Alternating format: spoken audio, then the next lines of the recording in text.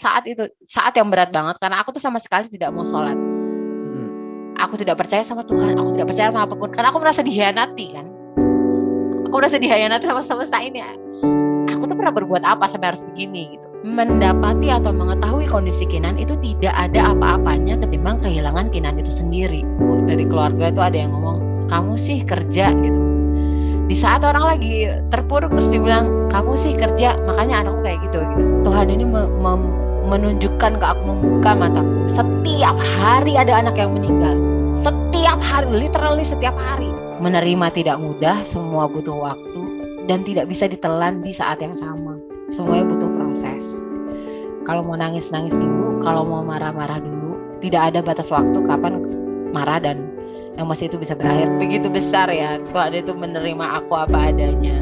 Tapi aku menerima Tuhan ada apanya.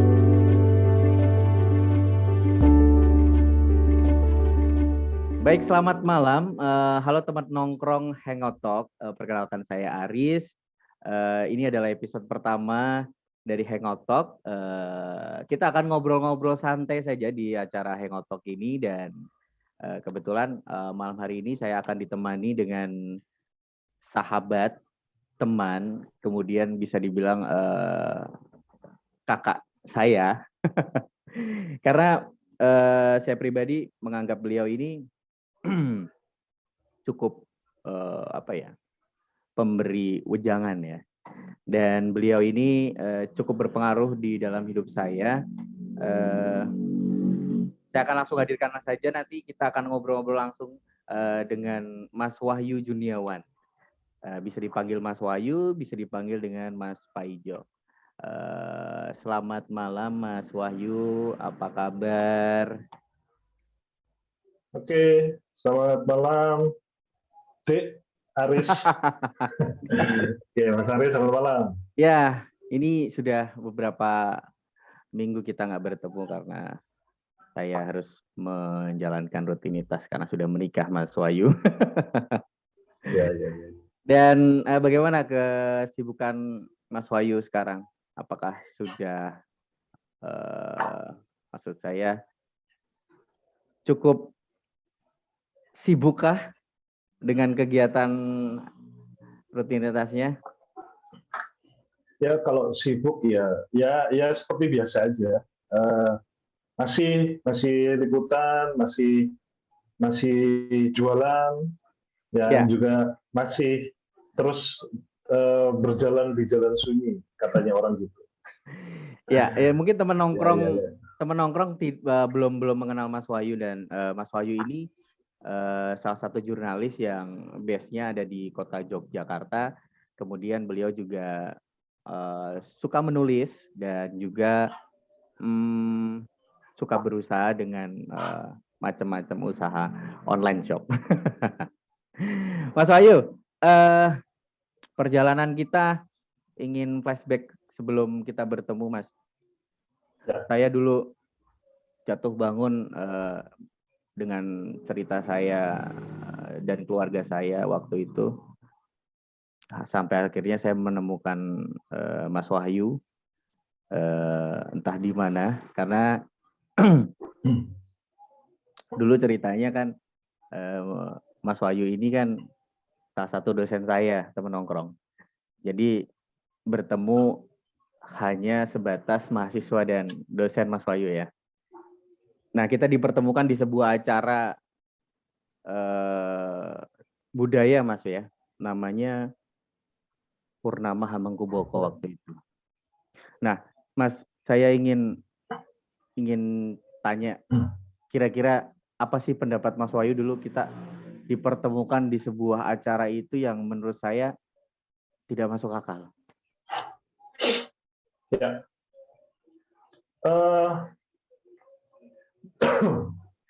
Masing-masing orang beda-beda pandangannya pasti kan. Tapi sedikit aja, saya di situ terus terang itu menjadi tonggak awal saya untuk mengenal dunia spiritual. Mungkin bagi teman-teman yang belum tahu dunia spiritual, mungkin bisa nanti kita jelaskan di lain pertemuan.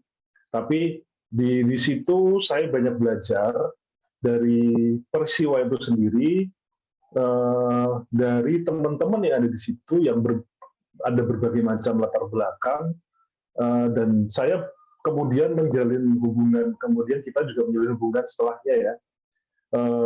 Setelah dari acara yang malam itu, kita kembali ke kehidupan kita masing-masing ya, rutinitas kita masing-masing, dan uniknya adalah dari situ saya juga banyak belajar dari kehidupan teman-teman pasca dari acara itu. Banyak sekali yang menjadi pelajaran buat saya ya. Salah satunya adalah tamu kita malam ini ya, gitu loh. Ini adalah salah satu yang guru saya, gitu loh. Guru saya untuk bagaimana dia berjuang, ya berjuang saat banyak orang itu apa ya, kalau aku pribadi ya, mohon maaf ya, ini nanti kalau aku salah,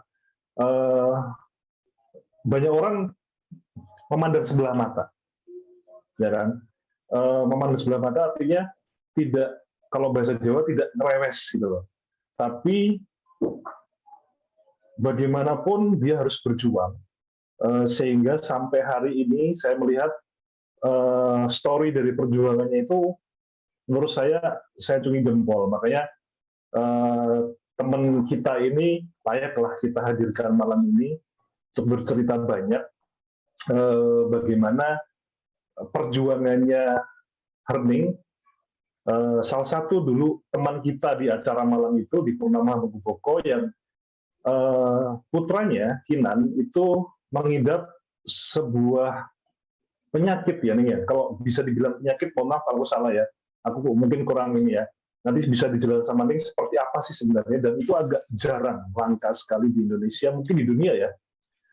Nah, karena itulah Ning harus memperjuangkan itu, karena mungkin di sini tidak banyak ya Ning, untuk yang sakit yang sama, dan sakitnya juga menurut saya cukup tanda kutip ya, unik gitu kan.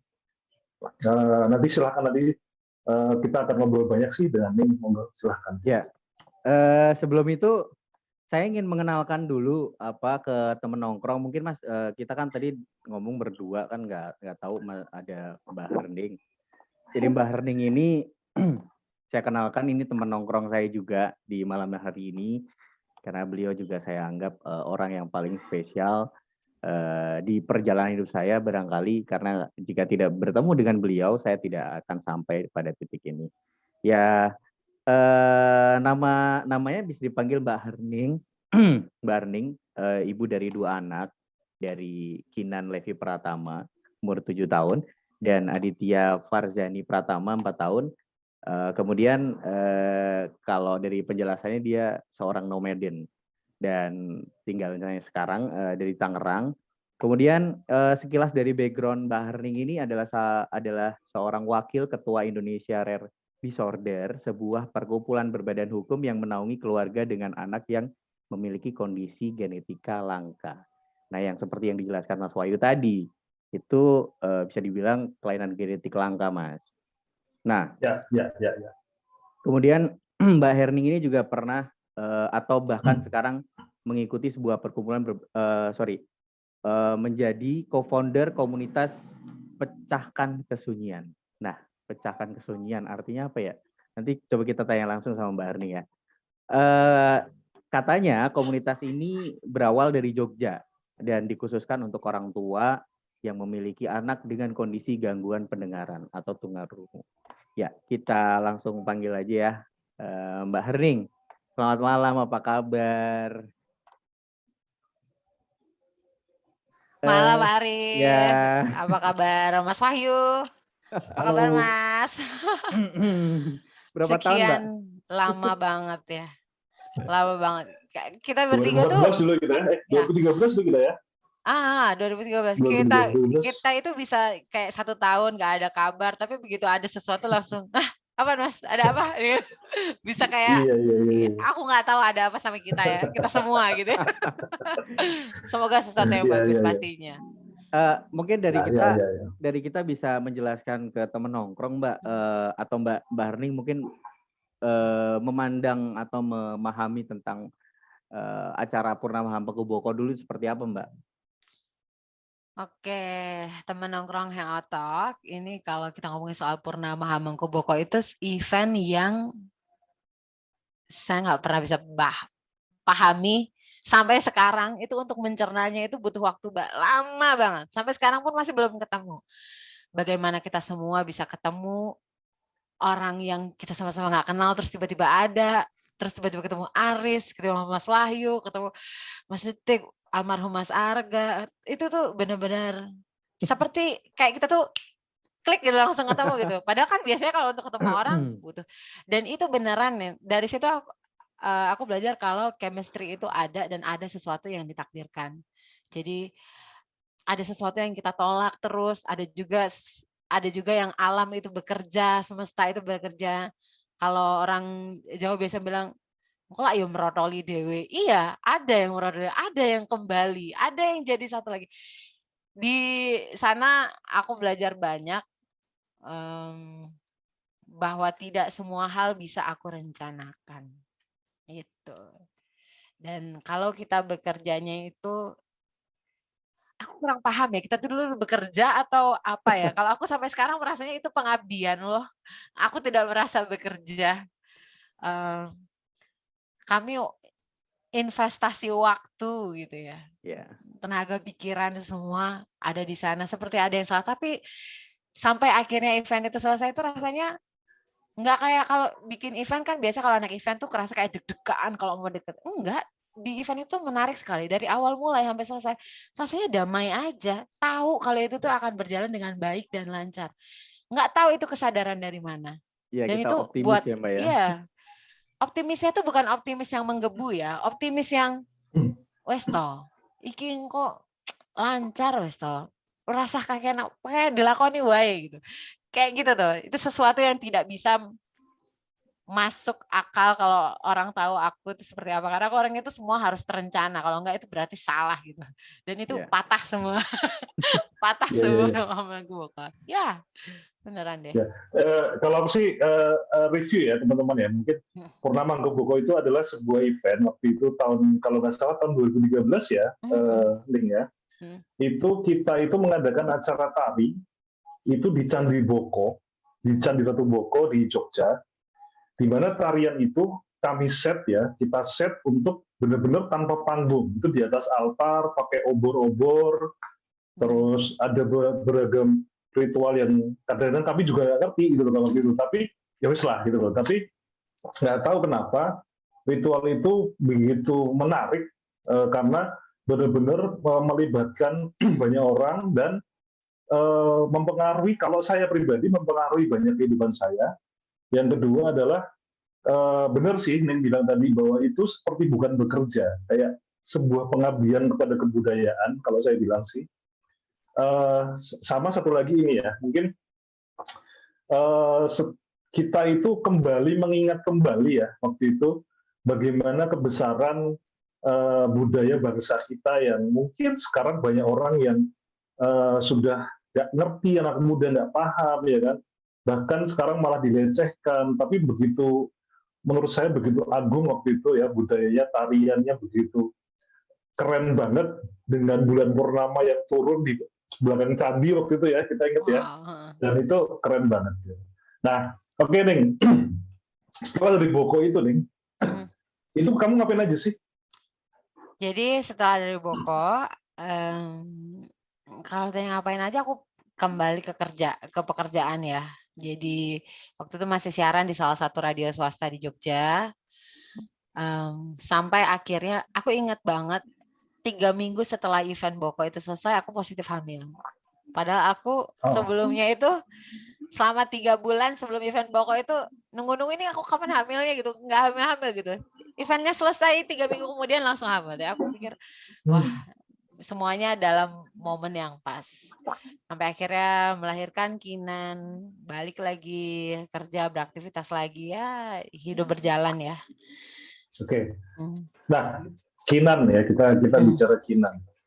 Kinan ini aku pernah dengar cerita dari kamu ya, seperti apa Kinan. Nah, bisa dijelaskan nggak nih Kinan seperti apa, sebenarnya seperti apa di awal waktu itu kamu melahirkan Kinan? Kinan itu anak yang dari waktu aku hamil, dia itu nggak pernah ada keluhan, hampir aku tuh tanpa keluhan. Maksudnya kalau orang Jawa ngarani ngebo lah ya, hamil kebo gitu, apa aja tuh bisa. Buruk. Gitu. Buruk. Iya. Ya. Sampai akhirnya aku melahirkan Kinan, terus bidannya juga saat itu melihat semuanya baik-baik saja. Aku kerja, sudah mulai lagi kita menata kembali begitu ya. Lalu sampai akhirnya kita ada kecurigaan dia di usia 2,5 tahun belum ada kata-kata yang keluar, kata-katanya minim sekali. Beberapa kali ke dokter, dokternya bilang chill, santai aja, santai. Sampai akhirnya aku bilang ini kayaknya udah nggak bisa santai gitu. Sampai akhirnya dapat informasi dari salah satu dokter yang mencurigai saat itu Kinan itu anak dengan kondisi khusus.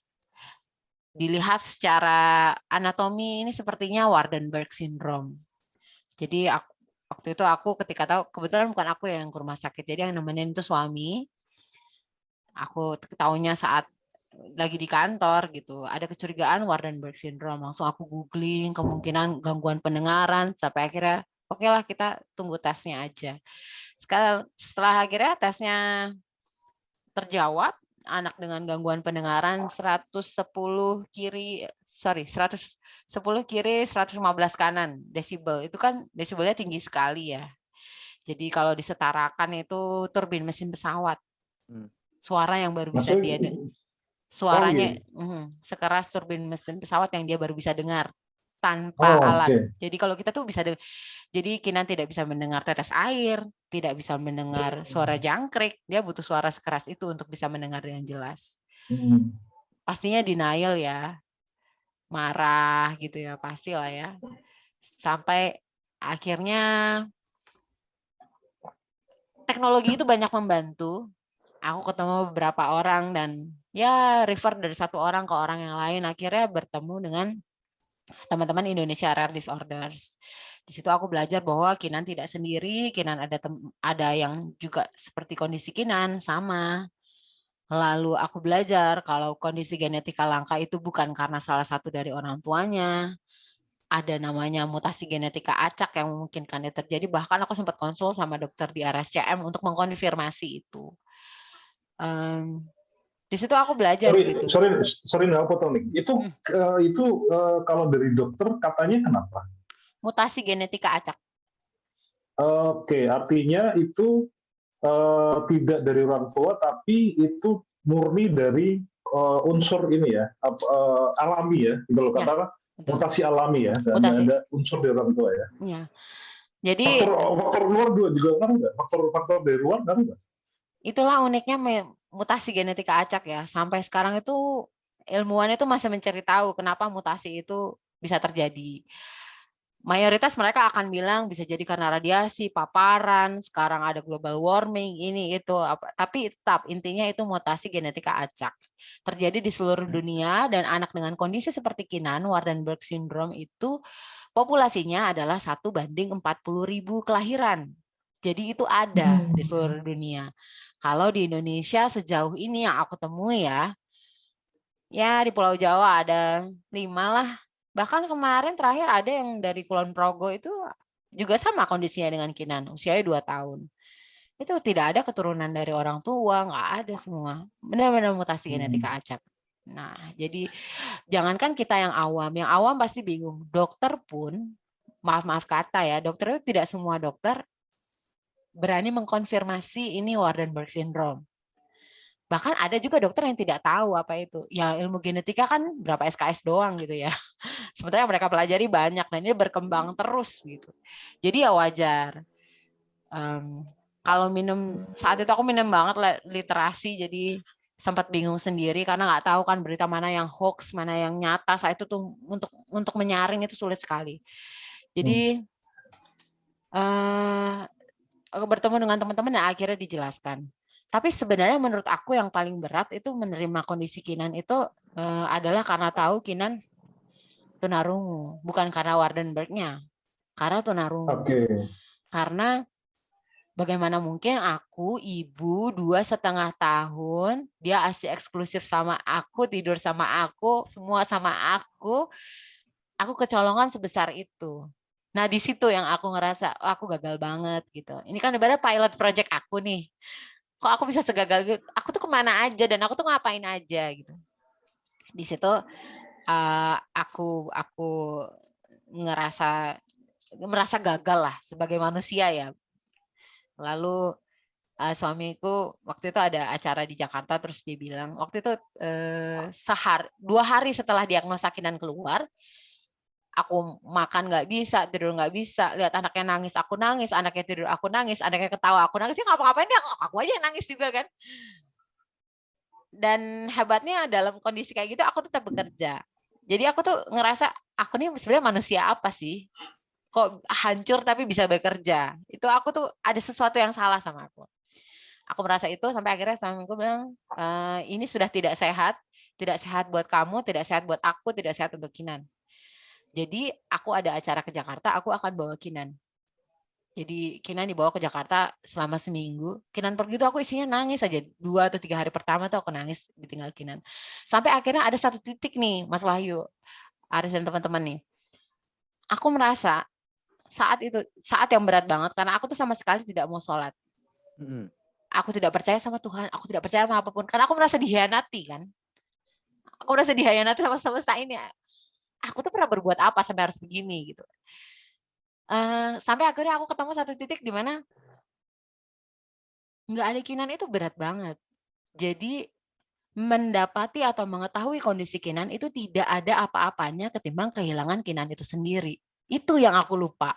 Sampai akhirnya aku ketemu titik itu, oke, sudah saatnya kita berpikir lagi, ayo logis lagi gimana jalannya. Tapi pastinya itu juga kan nggak mudah gitu ya, nggak gampang, sangat menantang ya. Apalagi kalau dari dalam internal keluarga itu ada yang dari keluarga itu ada yang ngomong, kamu sih kerja gitu. Di saat orang lagi terpuruk terus dibilang, kamu sih kerja, makanya anakmu kayak gitu gitu. Itu kan aneh ya. Kalau dipikir sekarang itu menurut aku itu jawaban yang tidak masuk akal, nggak relate sama sekali gitu ya. Itu yang nggak ada hubungannya aja, tapi kan saat itu tuh memukul sekali kan, sudah kita gagal merasa seperti itu. Jadi aku sempat memutus komunikasi dengan seluruh keluarga besar saat itu. Aku putuskan semua demi kesehatanku kan. Aku dulu nggak tahu apa itu mental health apa tuh, nggak tahu aku. Pokoknya aku nggak mau pusing aja dan mereka kalau nggak jadi solusi apa sih kalau karena biasa apa kalau mereka nggak bisa kasih masukan nggak usah ngomong gitu loh, nggak usah juga kasih ide aneh-aneh gitu karena menurut aku usulnya mikul gitu loh. Kalau kamu mau usul-usul orang nggak penting gitu. Nah di situ deh aku belajar banyak bagaimana itu mengatur prioritas itu. Tapi tentunya proses penerimaan itu panjang banget sampai sekarang pun masih naik turun kalau menurutku ya. Ning, sorry Ning, kalau Kinan itu kan kelainan mutasi genetik ya, yang Ansak tadi bilang ya. Itu kalau dari sekian banyak anak-anak yang sama, itu cirinya sama atau berbeda-beda? Mungkin kan tadi kan dibilang Cina agak pendengaran mungkin agak kurang ya, tapi nggak tunarungu ya, tapi agak kurang ya. Tunarungu Mas, memang tunarungu. Itu udah masuk tunarungu ya, Tapi dia masih mendengar walaupun dengan desibel yang lebih tinggi gitu. Nah itu kalau yang anak-anak lain, apakah ciri-cirinya juga sama? Untuk Waardenburg syndrome memang cirinya cenderung sama.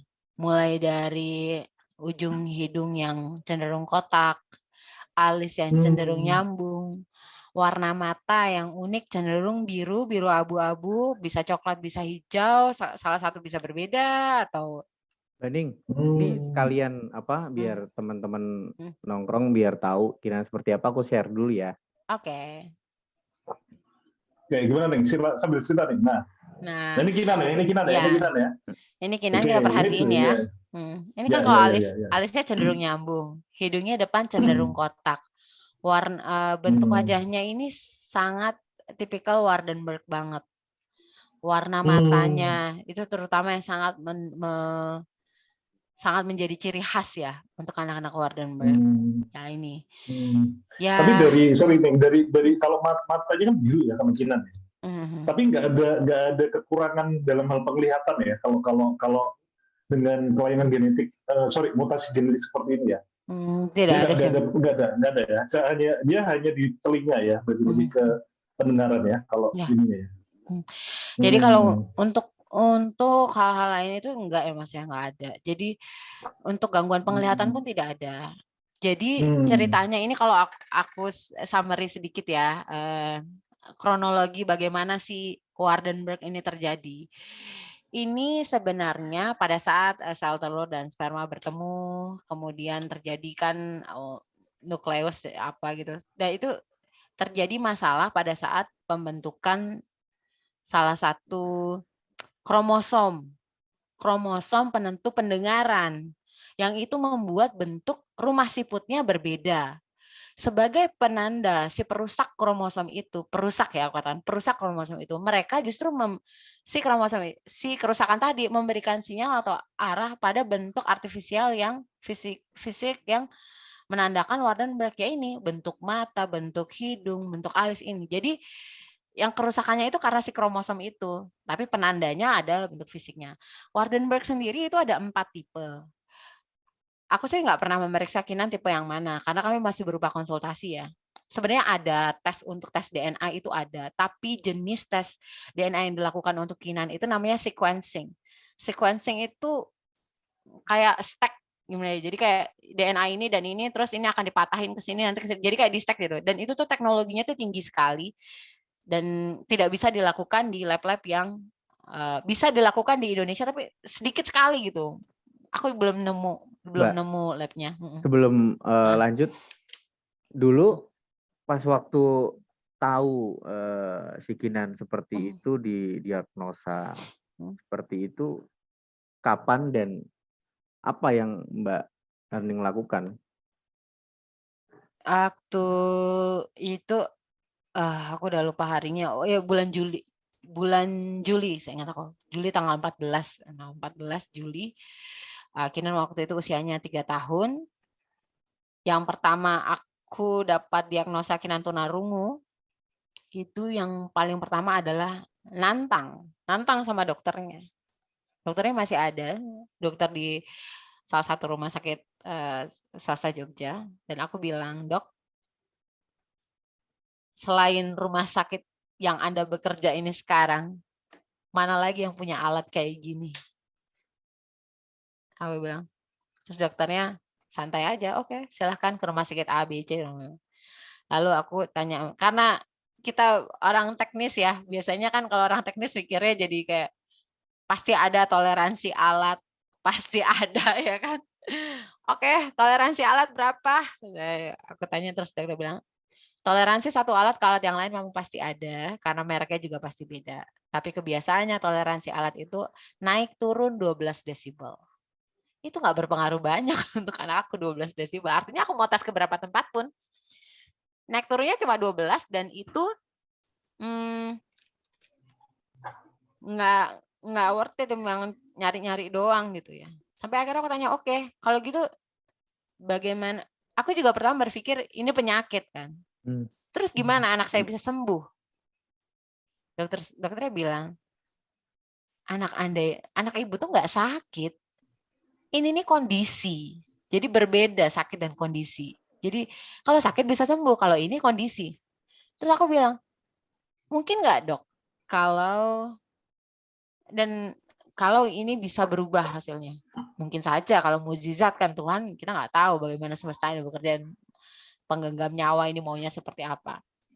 Oke, berarti mungkin. Kalau mungkin berapa lama? Karena anak ini masih pertumbuhan. Jadi aku tetap menanyakan hal-hal itu loh. Sampai akhirnya sesuatu datang ke kepalaku yang bilang, "Ning, coba kamu pikir dengan kepalamu yang jernih. Kalau anak lahir dengan satu tangan, tangannya tumbuh apa enggak?" Itu aja yang datang ke kepala, cuma itu doang gitu. Hanya karena sesuatu yang salah di telinga Kinan itu tidak terlihat, bukan berarti itu bisa tumbuh. Karena ini bukan gigi. Iya gitu ya. Aku tuh datang insight itu selalu datang dan kayak conflicted lah ya di aku ya. Saat aku mauku dan kenyataan yang ada tuh nggak ketemu tuh kan, kayak gimana ya rasanya. Ya udah, akhirnya aku coba mencerna itu sedikit-sedikit ya. Sampai akhirnya Aku ngomong sama suamiku saat itu, aku bilang, aku kok karena kayak rasanya kacau banget ya. Maksudku kondisi kayak gini banget, punya anak dengan kondisi kayak gini. Lalu dia bilang hal yang menarik banget di hari ketiga. Dia ngomong, enak juga ya punya anak kayak gini. Dia bilang gitu. Aku kan kesel ya, maksudnya kalau kondisi lagi parah gitu, bingung. Terus dia bilang enak juga. Dia bilang, ya enak lah sekarang ya. Kalau anak itu mau jadi apa itu kan orang tuanya bingung mikir ya. Kalau kita enggak, Tuhan itu sudah melakukan spesifikasinya sendiri. Gitu. Jadi tentara jelas nggak bisa, jadi dokter jelas nggak bisa, ya kan? Terus dia apa gitu? Aku kan ngebayangin aku mau dong anakku jadi jadi kayak penyiar radio mungkin, jadi baca berita mungkin, jadi wartawan juga mungkin, jadi mauku kayak gitu. Terus bagaimana kalau anak itu ditakdirkan ke tempat yang berbeda dan kita cuma buka jalannya aja, tapi kan enak kan? Maksudnya skopnya nggak terlalu luas lah, nggak usah banyak-banyakin les-les lah, kita udah tahu dia kemampuannya nanti areanya tuh di mana, nggak terlalu banyak gray area di mana-mana. Di situ aku masih belum terima juga sih, masih belum terima. Sampai akhirnya aku ketemu banyak orang yang ternyata aku nggak sendiri gitu, aku nggak sendiri. Satu hari aku ketemu melewat pesan WhatsApp berantai, akhirnya aku gabung di satu grup namanya Indonesia Rare Disorder, yang mana aku di situ sekarang jadi wakil ketuanya. Awal menerima kondisi Kinan tuh berat banget dan aku isinya marah aja. Selama 1 minggu full, apa Tuhan ini menunjukkan ke aku, membuka mataku. Setiap hari ada anak yang meninggal. Setiap hari, literally setiap hari. Jadi aku tuh deg-degan ya. Kok banyak banget anak yang meninggal gitu. Anakku cuman gangguan pendengaran aja. Ada loh teman-teman aku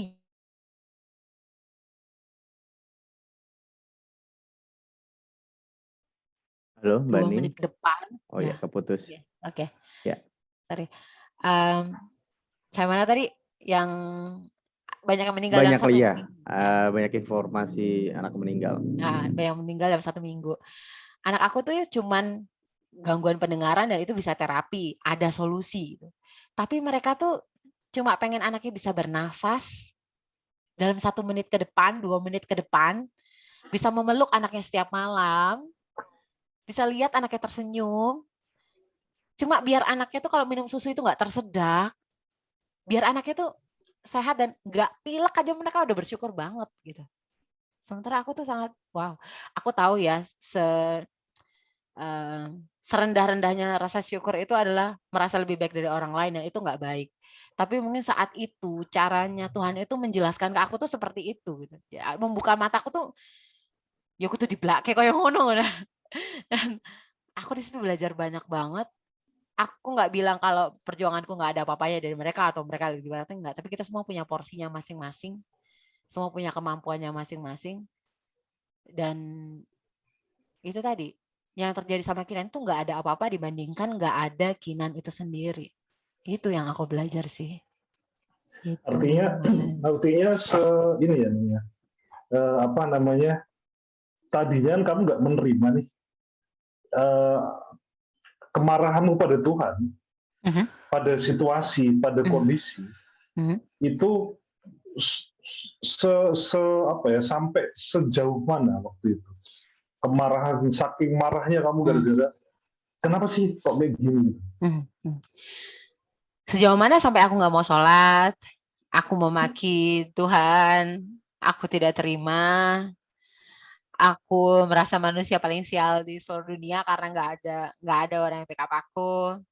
Suami aku sendiri aku curhatin malah bilang enak ya, ternyata saya simple ya, gampang aja ya. Aku tuh kayak sendiri gitu loh, berjalan di pemikiranku sendiri gitu. Aku saat ini saat itu benar-benar masih semua harus mauku, semua harus seperti aku, semua harus berjalan dengan caraku gitu. Tapi ternyata nggak begitu, sampai akhirnya kami punya satu orang yang dituakan di dalam perkumpulan gitu. Namanya Pak Sumarmo. Aku kalau panggil Babe. One day Babe bilang, satu hari kami ngobrol dan Babe bilang, Aku ingat dia bilang, aku nggak akan, dia bilang, aku sih nggak menggurui kalian ya, nggak akan seperti apa gitu. Aku cuma mau bilang, kalau seluruh ciptaan Tuhan itu 100% komposisinya adalah prerogatif yang menciptakan. Jadi Ya, ya. kita itu siapa sih mau ngatur-ngatur itu semua gitu. Jadi aku bilang 100% dari mana sih, Beh? Ini nggak bisa dengar gitu.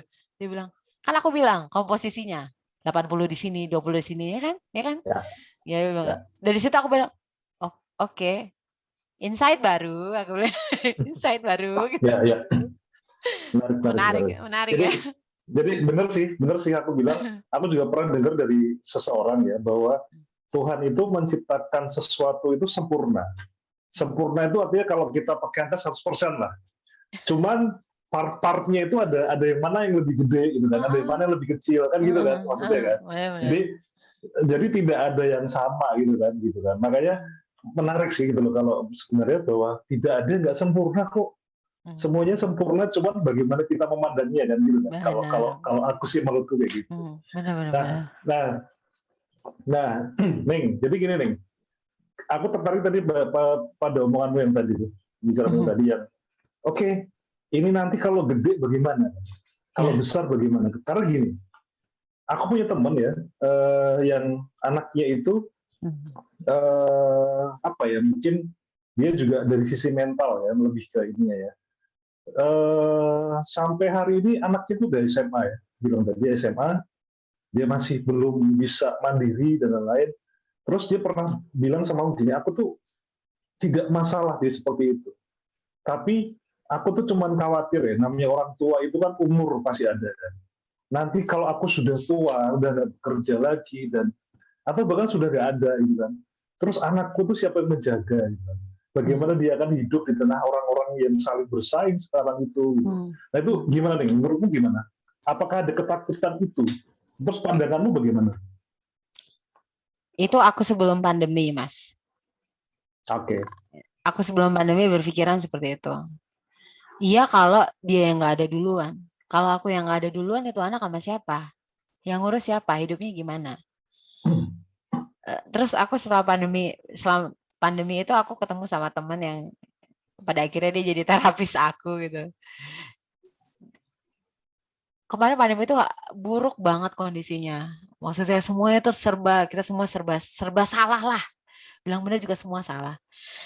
Sampai akhirnya dia ngajarin aku apa itu mindfulness, apa itu menerima dulu.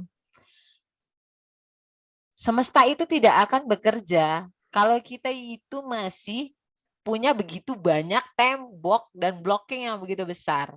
Kalau kamu sudah menerima, sudah ngelihat itu semua, oke lah, nggak 100%, tapi paling oh iya juga ya, benar juga ya. Yakin aja semuanya itu akan berjalan dengan baik. Ternyata kalau kita yakin, sebagai umat manusia kan kita juga yakin, Mas. Kalau kita yakin Tuhan itu baik, pasti baik kok. Tapi kalau kita ragu-ragu, ya kayak kita ke orang lah. Kalau aku mau minta tolong sama Mas Wahyu, tapi aku ragu-ragu, kita Mas Wahyu, gelap rayong nulungnya aku. Iya yo, gelap rayong. Ya itu kan Mas Wahyu juga gue jaga aja kan mau nolong aku. Anak ini dibantu nggak ya? Nanti kalau aku bantu, nanti dia sakit hati. Bantu nanti dia gimana? Pasti kan. Apa yang aku rasakan pasti tervibrasi, Mas Wahyu. Iya, begitu juga. Apalagi ke Tuhan. Kalau aku gojek-gojek ya gimana, dia juga mau ngasih gimana, ntar aku kasih senang, ini anak kaget lagi gitu kan. Nah itu aku belajar menerima dulu, dan dari situ terbuka satu-satu. Aku pandemi, aku nggak saat itu nggak lagi bekerja saat itu. Aku bingung kehidupan bakal seperti apa, akhirnya nggak bisa terapi, serba salah gitu. Sampai akhirnya aku bertemu dunia baru, tempat kerja baru, teman-teman baru yang itu ternyata jauh lebih baik, dan lingkungan kerja yang aku impikan dari kayak 15-20 tahun lalu itu aku dapetin sekarang cuma dengan rumus yang akan terjadi biarlah terjadi. Kalau kebetulan tanteku Katolik, tanteku bilang kesulitan satu hari itu biar hanya untuk satu hari saja. Jangan kamu tambah-tambah lagi. Susah satu hari itu untuk satu hari saja, dia bilang. Aku tuh banyak mencerna gitu. Gitu ya, masa sih gitu, masa sih bisa seperti itu. Sampai akhirnya aku belajar lagi, aku ingat Simbah Simbah-simbah kita yang kalau di kampung itu kan biasa mereka dengan pola yang nerimo aja wis lakoni wae lah harap sepiroto. Ternyata Iya, dengan cara-cara kayak gitu, dengan kita mensyukuri hal kecil, itu justru syukurnya itu lebih dibanyakin lagi. Jadi iya, kayak di kepala aku tuh bilang, oke, di cara berpikir manusia, aku yang egois ini, Tuhan sudah menutup satu pintu. Pintu dan jendela itu udah ketutup dan aku sampai nggak engap dan nggak bisa bernafas. Tapi aku nggak sadar kalau ternyata ada rolling door yang dibuka, gitu. Jadi, iya, iya. ya bentuknya beda ya. Jadi memang berpasrah itu, pasrah sih mungkin enggak ya, tapi menerima gitu loh. Menerima itu butuh Ya, waktu dan itu tuh kayak semuanya itu datang gitu loh, Mas. Orang-orang yang aku nggak tahu dari ya, mana tuh datang, menjawab bahkan sesuatu yang tidak aku minta gitu. ya. Kalau sekarang kan betul. Jadi kayak aku ketemu sama teman-teman di IRD yang saat ini lebih baik begitu ya. Vibe-nya juga lebih baik. Aku mengenal mereka, aku jadi tahu kan alat-alat kesehatan. Aku kalau ke IGD aku bisa rewel sama dokter, aku bisa. Aku nggak bisa, anak aku tuh alergi ini dok, dia tuh nggak bisa pakai alat ini. Oh, oke. Saturasinya dok segini. Jadi dokternya kayak, ibu dinakes juga? Enggak, saya nggak tahu apa-apa. Cuma saya punya teman-teman yang punya literasi sama, jadi memudahkan saya. Jadi ternyata sesuatu yang dulu aku pikir, aduh mampus deh aku punya anak kayak gini, aku bakal nggak punya siapa-siapa, nggak punya teman, nggak kenal siapa-siapa. Hidupku Ya. akan dalam rumah doang, terkungkung gitu. Dan ternyata siapa sangka aku sekarang bisa ikut audiensi, kalau ada acara diundang ke Mensos, bisa ketemu orang-orang baru yang aku dulu nggak pernah ngebayangin, yang aku pikir aku akan nang omah bae iki nganti tuwa aku. Ternyata enggak, aku tetap masih bisa senang-senang, bisa lah, aku ketemu banyak insight baru. Aku mungkin Aku, Jadi aku ya, mungkin ini siapa? Karena aku sebagai paling muda di sini ya, jadi belum pernah mengalami bagaimana mempunyai seorang anak. Kan aku juga ingin belajar juga dari pengalaman Mbak Erning ya. Menerimanya ini kan tidak semudah membalikan ke telapak tangan, Mbak. Teman-teman nongkrong ini kan pasti juga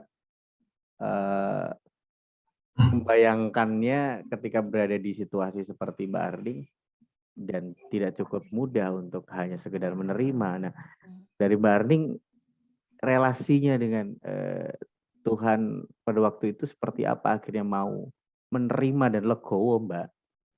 Karena sulit banget. ya. Benar. Sorry, Jadi nih, ya. gini, sorry. Aku nambahin Aris nih, Hmm. nambahin Aris ya. Jadi gini, kan sekarang juga banyak orang yang, aku kemarin sempat tulis nih, bedanya menerima dan bersabar. Ya. Ya sih. Menarik. Kadang-kadang orang sabar gitu, Ning sabar ya Ning. Iya, gue sabar nih, sabar. Tapi di dalam sabar itu kan meletup-letup tuh kan, ya kan? Seolah-olah kita tuh menyimpan bara dalam sekam ya, kayak iya, gue tuh sabar, tapi di dalam itu seolah-olah kita nggak mau menerima kan. Nah, selama ini kan orang itu bilang bahwa kita harus bersabar. Menurutku beda ya dengan menerima ya. Kalau menerima itu apapun Tuhan putuskan, it's okay, salah. Bukan terserahlah itu sebagai sebuah penyerahan ya. Tapi kadang-kadang ada, ya udah gue ikut aja deh, nyerah gitu. Bukan ya, tapi menerima itu oke, kamu kasih aku ini, aku berterima kasih, kamu kasih itu, aku berterima kasih, kasih itu juga aku berterima kasih. Itu kalau menurutku dalam menerima. Nah, memang tadi ya, relate dengan pertanyaan Aris, tentunya kamu punya story sendiri, seperti apa sih penerimaan dan bagaimana sih kamu menerimanya? Ilmu kepepet sih, Mas. Kan manusia itu kan harus kepentok dulu, kudu kecentok sampai nggak bisa apa-apa, baru nanti dia akan dek-saknya tuh semua langsung set, oh iya baru begini gitu ya. Aku tuh ingat waktu itu, tarik ke belakang lagi setelah Kinan diagnosa sama 1 bulan awal diagnosa, itu yang dibutuhkan Kinan adalah alat bantu dengar. Kondisi finansial tidak stabil, minta tolong keluarga, tidak ada yang bisa membantu. Rata-rata cuma nanya, gara-gara kamu sih kerja ya segitu lah ya. Tidak menolong sama sekali. Sampai akhirnya aku stres. Aku capek banget saat itu. Aku waktu di kantor, terus aku cuma bilang gini, di dalam diriku aja sendiri. Aku bilang, ya Allah, udah, mainannya udah, bercandanya udah. Aku tuh capek loh. Serius kamu nggak mau bercanda sama yang lain aja gitu. Mau sampai seberapa lagi? Udah deh, ini aku nyerah. Aku nggak tahu apa-apa lagi. Sekarang kalau memang betul kamu itu ada dan kamu itu ada buat aku nggak bilang buat umat lain ya. Kamu ada buat aku. Coba kamu selesain deh masalahku gimana. aku kayak gitu nantang Mas. Jadi aku tuh bener-bener kurang ajar banget ya. Jadi aku tuh nantang udah kayak sama temen aja. Kalau emang kita emang baik banget nih, oke banget nih, kasih solusi lah. Sampai akhir itu aku ngerasa yang tadinya badanku panas terus ada angin dikit, terus ada suara di kepalaku bilang gini, kamu kan bisa bahasa Inggris ya, coba kamu ketik itu hearing aid donation, lakukan dalam bahasa Inggris. Aku ketik itu semua muncul, semua NGO. Aku kirimin email dong seluruh NGO di seluruh dunia cuma buat alat bantu dengar gitu. 1 hari nggak ada jawaban, 2 hari nggak ada, 3 hari ada jawaban dan dia menolak karena anakku bukan warga negara sana. Aku bilang lagi, tuh kan, kamu tuh ngasih jalan aja tapi ngasih masalah juga. Kayak gini kan aku jadi kecewa lagi. Gitu. Jadi aku masih apa sih ini? Kesel banget gitu Mas. Mana sih katanya mujizat mana sih bisa nolong, mana sih? Ngasih kayak gitu. Terus aku tantang lagi. Coba aku tungguin sampai seminggu.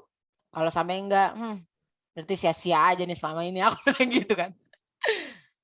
Di hari kelima Mas, ada NGO dari Australia balas emailku. Yang mereka tanyakan apa coba? Boleh saya minta hasil tesnya Kinan? Kamu perlu alat kayak apa? Aku akan cari speknya. Udah aku kirim. 2 hari kemudian dia bilang, kamu punya enggak toko yang buat setting alat ini di Indonesia, kamu cari. Jadi aku harus nyari link lagi seluruh hearing center yang ada di Indonesia kan. PR lagi aku. Aku cari semua. Tidak semua hasil kan bisa ngurusin alat dengan jenis-jenis tertentu. Karena ini beda kayak motor ya Mas. Beda kan teknologi pasti beda. Aku udah dapat HC-nya, udah dapat, dan akhirnya mereka kirim. Kirim kok lama. Oh ternyata ada. Butuh waktu 2 minggu. Terus ada lagi keraguan. Dasar aku tuh anak ngeyel banget. Aku bilang, iki engko pajake piro? Regane we larang, tuh aku tuku ra iso. Iki kok kena pajak iki kepiye? Aku Translate, Mbak, translate. Harganya berapa sih nih? Alatnya itu harganya berapa? Ya 30 juta lah Mas. Okay. 30 juta itu sepasang gitu ya? Sepasang ya? Iya. Sepasang itu 30 juta cuma satu doang kita tadi? Satu pasang kanan kiri. Oke. Aku aduh pajaknya berapa? Aku udah mikir kayak gitu loh. Jadi aku cemepak lah uang, nggak banyak gitu ya. Terus aku bilang sama suamiku, nanti kalau kurang kita cari pinjaman lagi ya. Terus dia bilang, ya iyalah, emang mau ngapain lagi? Nggak reasonable. Ternyata dia ke kantor pos. Waktu itu ngambil barang memang harus di Jakarta. Dia ke Jakarta, terus muter ke beberapa tempat ke bagian yang ngurusin Ditjen itulah. Dan tahu nggak Mas Sandi apa? Alatnya dikasih gitu aja. Ini Pak silahkan alatnya dibawa pulang. Udah gitu doang Mas. Nggak bayar. Jadi ya bukan sedikit ya, banyak ya. Banyak banget aku malu ya. Coba Gusti Allah tak tantang, tak remeh, tak apa. Tapi dia biasa aja. Hebatnya tuh ya. Dengan kondisi seperti itu, marah dan aku yang meluap-meluap dan kurang ajar seperti itu. Aku masih dikasih sehat loh Mas. Pilek aja nggak dikasih loh. Nggak ada pilek, nggak ada sakit kepala, nggak ada. Kalau orang kan bisa kayak masuk rumah sakit atau apa, enggak, aku tuh nggak apa-apa. Jadi kayak, wah, ternyata aku sudah sampai tahap yang keterlaluan. Oh ya, aku sedikit ini ya, flashback ya teman-teman. Ning ini pernah minta tolong sama saya untuk diliput di sebuah acara waktu itu, ada sebuah acara ya Ning. Aku ingat waktu itu kita ketemu ya di sebuah kafe di Jogja. Waktu itu Ning minta tolong sama saya untuk Mas tolong diliput dong acaranya ini tentang komunitasnya yang tadi ya, yang mutasi genetik acak tadi ya. Apa namanya nih komunitas ini? Bukan. Waktu itu eventnya berbeda Mas, tapi memang untuk anak-anak ya? Berkebutuhan khusus di Jogja dan kebanyakan dari mereka cerebral palsy waktu itu. Yes, oke. Nah, jadi waktu itu saya mau bilang iya juga nggak bisa. Kenapa? Karena gini teman-teman, kadang-kadang di media itu memang ada beberapa yang tidak selalu apa yang diliput itu tayang. Jadi itu pasti akan masuk ke penyaringan di redaksi dan lain-lain, dan akhirnya nanti tergantung dari redaksional tayang atau tidak. Nah biasanya kalau acara seremonial dan lain itu agak sulit tayang ya, Makanya waktu itu saya melihat bahwa ini acaranya menarik. Kenapa? Karena anak-anak ini sangat butuh diperhatikan dan butuh bantuan. Banyak orang harus tahu seperti apa itu. Cuman untuk di media mungkin tidak banyak ya, saya bilang mungkin bukan tidak semua, tapi tidak banyak media yang interest ya dengan tema-tema anak berkebutuhan khusus ya, gitu kan. Masih temanya masih yang lebih ke politik, lebih ke ekonomi dan lain ya. Walaupun ada satu dua iya, cuman untuk merubah mindset orang tentang anak-anak berkebutuhan khusus, saya rasa tidak akan cukup energinya. Nah waktu itu saya akhirnya dengan tega saya bilang ini nggak bisa nih, bukannya aku nggak mau bantu, tapi apa masalahnya adalah seperti ini. Jadi ini kalau aku bisa liputan, cuman kalau nggak tayang percuma gitu loh apa yang kamu perjuangkan. Makanya terus waktu itu saya bilang, kenapa kamu nggak bikin media sosial? Kenapa kamu nggak berjuang di situ? Dengan banyak orang saling terhubung dan lain-lain, dan kenapa? Karena disitulah mungkin saya bilang teman-teman yang mempunyai anak berkebutuhan khusus ya, komunitas dan lain, itu akan dengan lebih leluasa berjuang karena tidak terikat oleh aturan-aturan redaksional dan lain segala macam. Nah itu lebih bebas. Itu sih cuman sekedar intermezzo aja. Nah ini kita balik sekarang. Dari tadi kan kita bicara masalah kesulitan, ya kan? Kesulitanmu dari awal sampai akhir seperti apa, bagaimana ketidakterimaan. Nah sekarang kita balik nih. Akhirnya apa yang kamu rasakan berkah dari Kinan? Aku bersyukur dia tidak perlu mendengar, sampai saat ini telinganya bersih dari kata-kata yang kasar. Dia tidak mendengar dan tidak tahu apa yang terjadi, sesuatu yang aku belum bisa jelaskan. Terlalu banyak yang aku mungkin nggak siap sebagai orang tua untuk menjelaskan ke Kinan. Kenapa dia berbeda, kenapa ada orang jahat, orang baik, seperti itu ya. Kenapa ada orang berbicara kasar, alasannya apa gitu. Itu kan hal-hal yang sensitif. Benar-benar telinganya dijaga sama Tuhan. Tuhan menjaga dengan caranya. Itu yang aku belajar. Dan aku bersyukur bisa bertemu dengan banyak orang. Dengan banyak latar belakang, kondisi yang berbeda, keuangan, semua semua dengan segala macam kesulitan. Dan aku jadi belajar bahwa yang kita anggap sulit itu mungkin sulit buat orang ya, tapi buat kita biasa aja. Jadi ketika, kan sering ya ada labeling kepada orang tua ABK, orang tua istimewa, orang tua hebat, orang tua banyak lah ya Mas ya, labeling seperti itu ya. Tapi buat kami, ya kami cuma menjalani hidup aja tuh, biasa aja, nggak ada yang istimewa, sama. Semua orang tua punya tantangannya masing-masing. Kondisi juga semua punya tantangannya masing-masing, gitu. Bisa jadi ini cuma, nah kalau kita di media kan biasanya kita tahu, kalau bisa semua orang tuh semuanya bisa, semuanya Excel. Semua orang tahu. Nah ketika aku ada di lingkunganku sekarang, aku belajar segmentasi. Kita tidak perlu begitu banyak informasi kita cuma ya udah segmen per segmen aja udah. Kita nggak perlu tahu begitu banyak cerantil gitu, nggak perlu. Yang satu aja tapi Excel gitu. Jadi kita jadi expert di situ, nggak perlu terlalu banyak gitu. Dan itu memudahkan, sejauh ini memudahkan sekali buat aku. Aku baru sadar, oh iya ya, ternyata kalau aku nggak tahu semua hal itu nggak apa-apa. Nggak ada yang salah dengan itu. Toh aku tahu hal yang lain. Dan kalau aku nggak tahu kan ada orang lain bisa ngasih tahu aku. Cuma aku punya kebesaran hati nggak untuk menerima penjelasan orang, itu aja. Ya. Tapi sejauh ini Mbak Erning untuk proses mengenalkan kondisi Kinan Hmm. ke adiknya itu juga cukup menjadi tantangan ya Mbak ya. Kalau Tama, dia sudah tahu kakaknya pakai alat. Dia selalu ngingetin masnya untuk pakai alat. Bilang, Ibu, Mas Inan belum pakai alat. Oke. Mas Inan mau kemana? Oh, Mas Inan mau ke klinik, mau periksa telinga. Adik periksa juga, gitu. Alat adik mana? Dia nanya. Adik mau juga, gitu. Gimana? Jadi aku mesti jelasin ke dia, Mas Kinan telinganya sakit. Jadi Mas Kinan perlu alat buat dibantu supaya bisa dengar. Adik bantu Mas Kinan ya. Dan adik-adik ngerti dia bantu Kinan. Bahkan untuk ngomong mata itu Tama tuh yang ngajarin. Mas, mata. Oh iya. Mata. Kok ini anak yang ngajarin siapa gitu ya.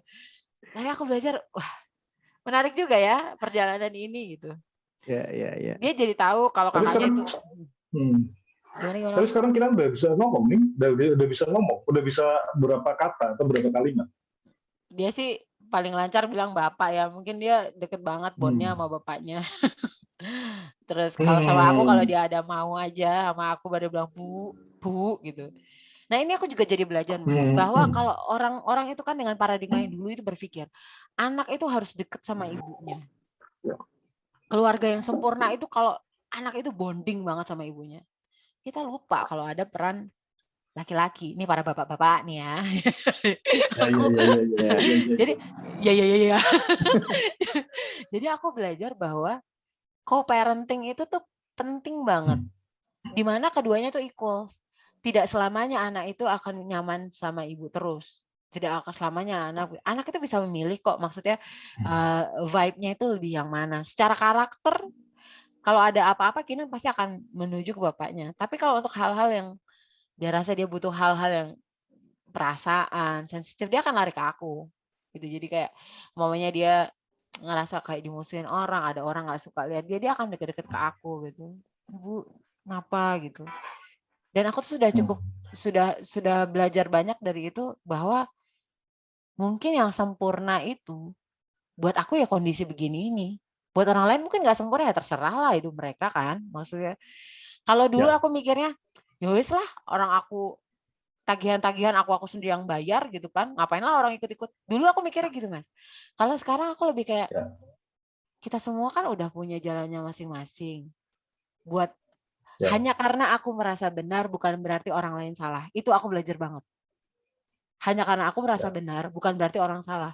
Dan aku nggak perlu tahu orang itu berpikiran seperti apa tentang aku tuh udah nggak penting. Jadi aku percaya kalau orang baik itu nggak akan pernah mengaku dirinya baik. Nggak ada itu. Orang baik teriak-teriak bilang aku orang baik, nggak. Dia akan diem aja. Jadi yang artinya gini ya Neng ya. Artinya saat kamu melihat ke dirimu, ke diri sendiri ya, keluargamu, kamu nggak membandingkan orang lain itu akan lebih nyaman ya, karena kamu akan lebih ini ya, benar ya gitu ya. Benar. Aku dulu pernah sampai titik di mana aku membandingkan anakku dengan yang lain. Jadi kayak anak ini udah bisa ini, anak ini udah bisa ini, sama-sama kondisinya ya, dengan kondisi yang sama ya. Ini udah bisa ini bisa ini, kita kok belum sih ini. Terus aku tuh baca satu artikel website gitu yang bilang kalau gini.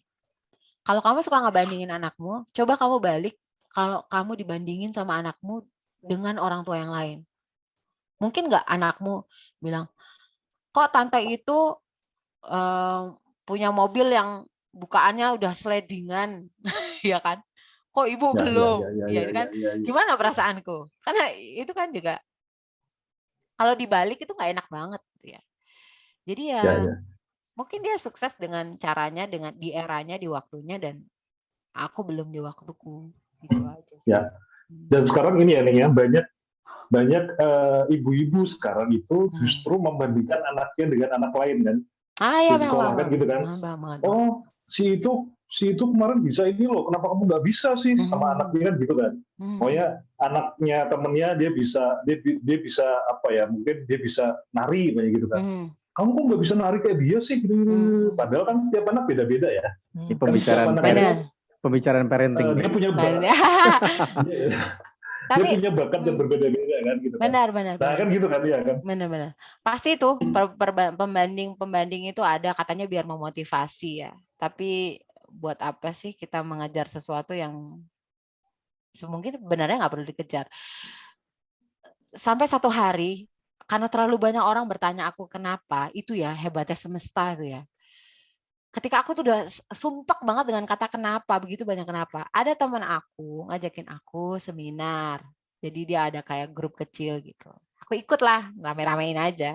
Ternyata di situ ada kayak orang HRD yang ngisi acara. Yang dia juga mempelajari psikologi. Pastinya ya, terus dia bilang gini, bisa nggak kalian, kita semua itu berhenti menggunakan kata kenapa? Karena kenapa? Kenapa itu terasosiasi pada reaksi dan bentuknya perasaan. Coba kalau tanya, kenapa sih anakmu nggak kayak gitu? Jawabannya, kalau orangnya diem kan pasti diem aja. Kalau orangnya sensitif, kenapa enggak? Malah berantem kan? Itu tuh musuhnya kata kenapa itu. Jadi gantilah dengan kata ada apa. Jadi kalau ada apa ya, kok perkembangannya sedikit berbeda. Itu akan lebih mudah menjelaskan kayak aku gitu tanya. Ada apa kok Kinan sampai sekarang kata-katanya belum banyak keluar. Oh, Waardenburg syndrome itu dia mengganggu fokus. Fokusnya itu dia spektrum melihatnya itu lebih dan itu sudah muncul di penelitian. Enak kan aku jelasinnya? Kata kenapa dan ada apa tuh memancing dua respon yang berbeda. Jadi aku lebih ada apa itu merujuk pada reaksi yang nanti logis, jawabannya tuh logis sesuai data gitu. Beda dengan kenapa. Kalau kenapa sih? Kenapa ya? Pasti ada sesuatu yang salah nih di aku. Itu pasti kenapa itu menyakiti sekali gitu. Tapi jarang di antara kita tuh yang menyadari perbedaan di antara dua kata itu. Kecil sih, tapi Benar. efeknya tuh besar banget. Dan itu aku belajar di pertemuan sama temanku saat itu. Aku bilang, oh.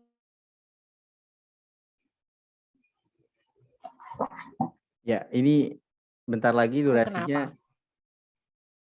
Sinyalnya putus-putus, Mbak ya. Oke. Ya. Udah balik ya? Ya, lanjut.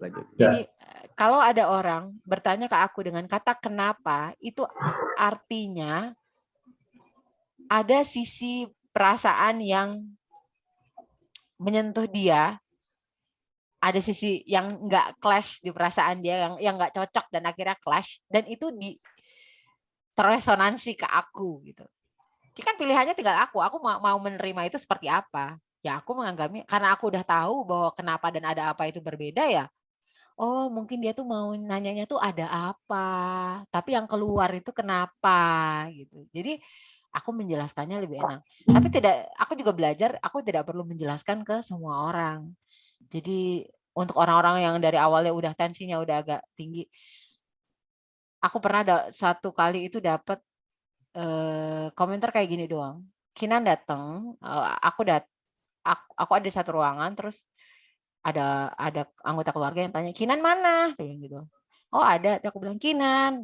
Terus Kinan datang kan, karena dia udah pakai alat, dia udah sensitif, dia datang.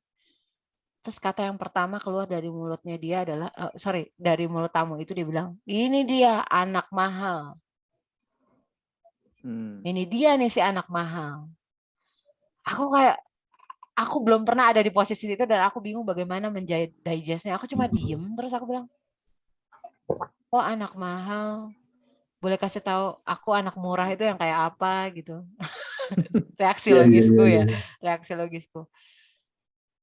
Sampai akhirnya aku butuh waktu panjang untuk mencerna itu dan temen aku bilang, bisa jadi yang dia sampaikan itu adalah bentuk apresiasi betapa banyak investasi yang sudah kalian lakukan kepada Kinan, tenaga dan pikiran. Hanya untuk menerjemahkan nilai dan angka itu kan dua hal yang berbeda. Mungkin kosakatanya itu terbatas gitu ya. Kemampuannya untuk menerjemahkan itu tuh agak-agak sulit jadi. Mungkin maksud dia tuh nilai, yang aku tangkap tuh angka. Jadi aku tuh tersakiti sendiri. Padahal kan sebenarnya aku sakit ya karena aku menerjemahkannya sendiri ya. Caraku menerjemahkan artinya kan kepalaku sebenarnya yang ini ya. Kepalaku. Kalau dulu tuh aku mikir, ini orang nggak educated nih, kayak gitu aja nggak ngerti, payah gitu, nggak kelas dia aku ngomong sama orang kayak gini, nggak level, udahlah bye-bye. Tapi kalau sekarang aku pikir, kalau seluruh dunia ini paham isi kepalaku dan aku paham isi kepala mereka, betapa ruwetnya. Betapa ruwetnya. Jadi ya mungkin itu ya yang aku belajar ya, bahwa menerjemahkan apa yang orang sampaikan dan apa yang aku terima, apa yang orang katakan dengan apa yang aku terima itu dua hal yang berbeda, tapi yang bisa aku kontrol adalah bagaimana aku menerjemahkan apa yang dia sampaikan gitu. Oke. Gitu sih. Mas Wahyu, Mbak Erning, ini berhubung durasi kita terbatas, jadi mungkin saya akan bertanya sekali lagi, apa kira-kira yang bisa Mbak Erning ingin sampaikan dari perjalanan secara spiritual tentunya ya, dan kemudian ingin berbagi pengalaman Mbak Erning atau pesannya untuk para orang tua di luar sana yang punya buah hatinya yang sangat istimewa barangkali. Apa yang ingin Mbak Erning sampaikan, Mbak? Untuk orang tua yang memiliki anak dengan kondisi khusus,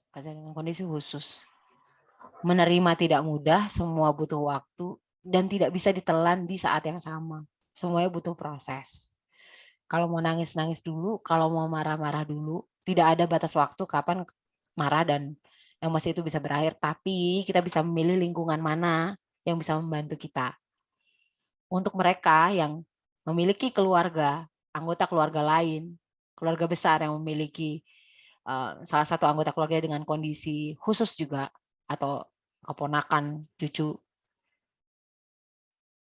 dipahami saja bahwa hidup itu tidak selalu sama. Hanya karena itu tadi, hanya karena kamu tidak tahu bukan berarti itu tidak ada. Hanya karena itu tidak masuk di akal pikiranmu bukan berarti itu tidak ada. Itu sih. Dan tidak ada alasan untuk tidak bersyukur seperti kursi Mbak Erning ya. Tidak ada alasan untuk tidak bersyukur. Kecuali kalau masih ngeyel. Ya. Kecuali kalau masih ngeyel. Neng, aku pengen denger ucapanmu sekali lagi nih. Buat Tuhan yang pernah kamu maki-maki. Itu kamu sekarang mau ngomong apa nih? Coba nih, sampaikan buat Tuhan yang pernah kamu protes dan kamu maki-maki gitu loh. Yang pastinya aku mau terima kasih untuk semua waktu yang sudah terjadi dan luar biasa kesabarannya menghadapi aku. Dan begitu besar ya, Tuhan itu menerima aku apa adanya. Tapi aku menerima Tuhan ada apanya. Itu yang membedakan. Ya aku memang kelasnya belum di situ. Tapi sesuatu yang aku harus belajar. Aku nggak bisa narik waktu ke belakang, aku bisa narik kata-kataku yang pernah aku lakukan, katakan. Nyatanya aku juga berani ngomong kayak gini. Tapi aku bersyukur bisa ada di titik ini setelah melewati itu semua. Ya mungkin saja itu salah buat sebagian orang, perjalanan itu salah, tapi aku ya dengan caraku. Dan aku bersyukur bisa di kondisi seperti sekarang gitu. Dan menemukan banyak hal yang di luar rencanaku dan itu berjalan. Hanya karena aku kecewa, aku menangis, matahari tetap bersinar, angin tetap ada, orang tetap hidup, semua tetap bergulir. Cuma aku doang yang mau ngeyel. Terakhir. Okay. Neng, harapanmu untuk Kinan? Harapan aku buat Kinan dia bisa jadi dirinya sendiri. Dia menemukan dunianya dengan caranya. Aku cuma bisa membantu membuka jalan. Pastinya aku pengen dia jadi orang yang bermanfaat dengan caranya. Jadi orang baik yang bermanfaat. Kami memberi nama anak-anak kami itu dengan nama Pratama semua. Karena kepengen anak-anak itu jadi gentleman. Pratama pria utama. Jadi dia harus bisa mengutamakan mana yang prioritas. Dan bisa memperlakukan orang dengan baik. Dia berlaku sebagaimana gentleman seperti adanya. Gitu sih. Ya. Dan sangat berkesan perjumpaan kita malam ini. Mas Wahyu.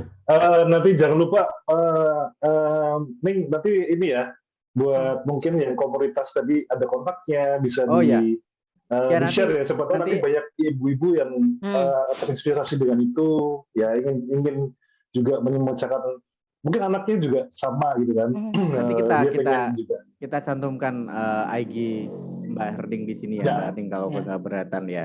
Ya, boleh nanti ke IG aku Herning, Ya, nanti Instagram ditulis di ya sini. Herning, Ya. ya G-nya 4 kali, terus atau ke Indonesia @Indonesia Rare Disorders juga bisa. itu terbuka ya ini ya, buat semua orang ya, terbuka ya. Terbuka. Siapapun itu, yang maksudnya yang dalam satu ini ya, satu apa ya istilahnya, satu masalah ya, kalau untuk masalah lah gitu ya, satu Jadi permasalahan. kalau untuk IRD pasti akan berkembang ya, karena kan sains berubah terus ya Mas ya. Bisa jadi saat ini kondisinya langka tapi besok udah nggak lagi. Yes. Ya gitu. Jadi karena kami kan probabilitasnya 1:20.000.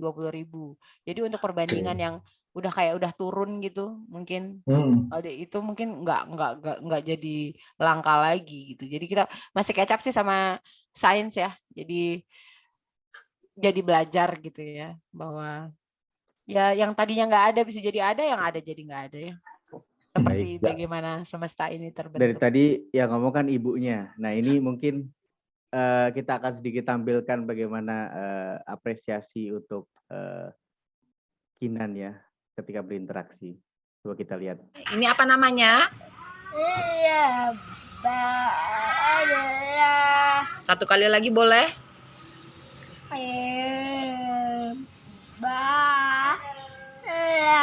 Panda. Oke. Ya.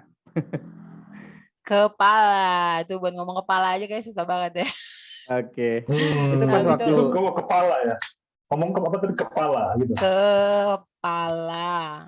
Oke. Jadi bahasanya jadi pakai ini belajar ya. Kamu bisa ya gitu ya. Bisa bahasa ini ya. Buat Belum. teman-teman ini ya.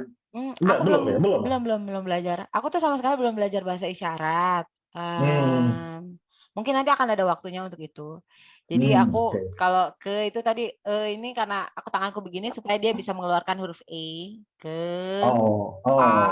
apa dia udah L lah gitu. Itu lebih bagaimana dia mengolah apa mulut dan juga memudahkan dia untuk bergerak gitu, memahami. Karena kan secanggih-canggihnya teknologi itu kan tetap ya Mas, bukan ciptaan Tuhan ya, pasti ada kekurangannya, dan banyak yang perlu dibantu. Yes, setuju. Menarik. Oke, Mbak Erning, Mas Wahyu, ini obrolan yang sangat luar biasa malam ini. Saya mengucapkan terima kasih banyak ya udah bisa hadir. Dan mungkin kita akan lanjutkan obrolan nanti offline ya langsung ya. Semoga bermanfaat ya teman-teman. Ya, buat teman-teman nongkrong pasti jika memang ini bermanfaat buat teman-teman boleh di-share sebanyak-banyaknya Mbak Erning ya. Diperkenankan Mbak Erning? Boleh, bagian ngeyelnya aku juga boleh. Silakan. Ya, saya pribadi ngucapin terima kasih banyak Mbak Erning sudah hadir. Saya tidak bisa membalas dengan banyak hal. Saya mungkin akan bertemu traktir apa di sini ya di Jogja nanti. Oh, harus itu. Aku tagih. Gak usah ditawarin, aku tagih. Aku tahu sukanya Ling, aku tahu waktu itu dia di sana itu nyari Imboko itu waktu itu kehabisan makanan, Ling yang pahlawannya. Dia paling banyak tiba-tiba dapat makanan baik dari mana Ling?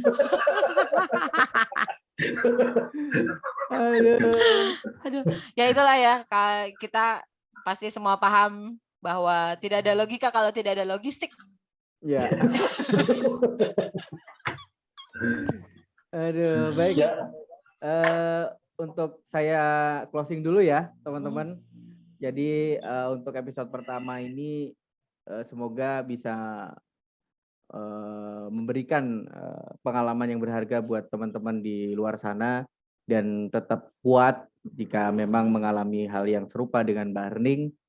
Dan saya akan juga ingin berpesan ke kalian bahwa semua perjalanan hidup yang kita ceritakan di sini adalah pengalaman pribadi dan proses adaptasinya juga berbeda-beda, hasilnya pun juga akan berbeda-beda. Dari segi spiritual juga akan berbeda dengan hasilnya seperti apa. Itu sih dari saya. Dan ada pesan khusus Mas Wahyu untuk teman-teman nongkrong malam ini?